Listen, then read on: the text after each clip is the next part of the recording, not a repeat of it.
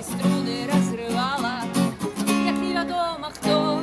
Хотела я на хлеба со смаженной колбаской, гарячей смачной булкой и свежим огурком.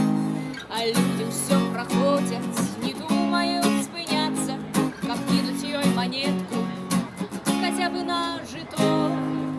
И нейкий пьяный быдло, апошний волоцуга, сказал: сыграй ты песню про моего коня.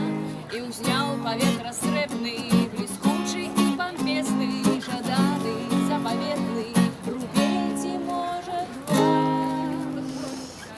Девчонка зубы стиснула, хотела огрызнуться и спеть по-белорусски, хотя про шарапа як раптам нешта ёкнула, дакладней нешта буркнула, пратэст ад жывота разбіў адвагу в пах. Запела я на песню про то, як пайшла ў поле, про то, як пайшла ў поле з ненавісным канём. Посыпаліся грошы, посыпаліся грошы, напоўніўся чахол гітарны да краёў. А як жа крыўдна людзі стала той дзяўчынцы, цягнула я на грошы.